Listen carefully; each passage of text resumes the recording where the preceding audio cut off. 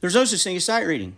And this comment by Apple user and a bunch of numbers is accurate. I agree with everything he says here.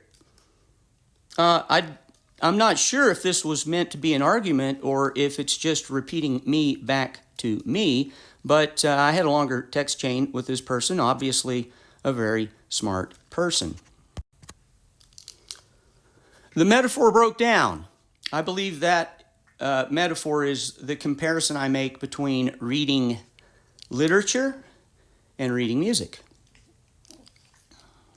Because we don't teach the world to read music. Well, some of us do. That's the whole point of my platform here, but it is true that it has become common for music education to focus on technique. We teach the students to play the song and drill technique, and the focus has moved away from literacy. Now, playing the song and technique are wonderful things, and many people are very, very good at teaching it. But you can have amazing technique and be able to play songs and music very, very well while still not knowing how to read it. You could also be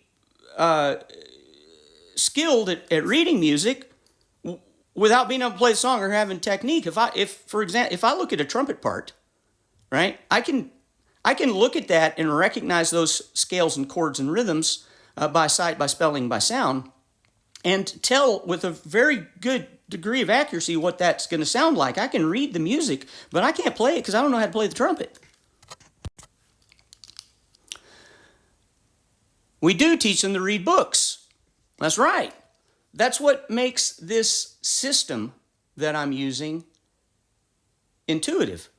Because if you've already gone through the process of learning to recognize words in literature by sight, by spelling, and by sound, and using grammar rules as a way to predict the order that those words will appear, then when you read a new book, the content is made up of words and grammar rules that you've already read before in some previous book. So there's really no new material. That's why we don't talk about sight reading books. Now, if you've learned to do that, then thinking of music as learning to spell scales and chords and recognizing them by sight, by spelling, and by sound, the same way we recognize words in a book, using functional harmony as the paralleled grammar rules so that you have you can predict what order those scales and chords are going to appear, shifting the focus to the rhythm so the rhythms become recognizable based on the past knowledge and experience of reading previous music, then you're just going through the same process again in a new form. We also thus have a different test for student literacy for reading. Well, that's because if we don't teach them how to read, then we can't test them on it. It hasn't always been this way. In the past, when you played a music audition, middle school, high school, college, the all-region bands, the all-state bands, sight reading was part of the audition. And it was a big part of the audition. When I was at UNT, the entire lab band audition process was nothing but reading. There was no prepared music. That's how you could tell who the best players were. But as the focus has shifted from music literacy to music technique, well, then our ability to test has also changed. And now, in many places, the reading portion of the process, of the testing process, has either been minimized or eliminated completely. And I'm in Texas, but I have students all over the country. I even have a couple of students in China. It seems to be fairly universal. I know that there are places that still include reading as part of the audition process.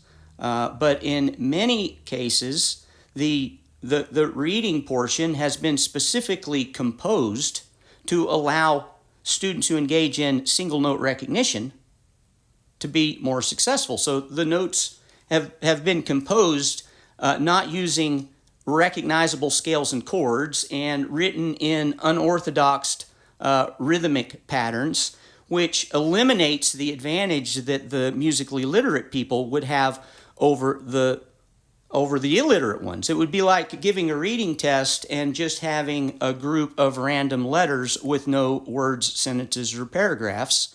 That would eliminate any advantage that people who are actually literate to perform better. So this is why anytime I run across a student who tells me I'm not a good sight reader or I can't sight read, in reality, they're just part of the world that hasn't been taught to read. So good work, Apple user. I agree with everything you said. My name is Mark Dooley. I've been a private music teacher for 36 years, focused on practical theory and music literacy. If you'd like to hear more, follow me. If you'd like lessons, contact me. If you learn how to read words, you learn how to read music.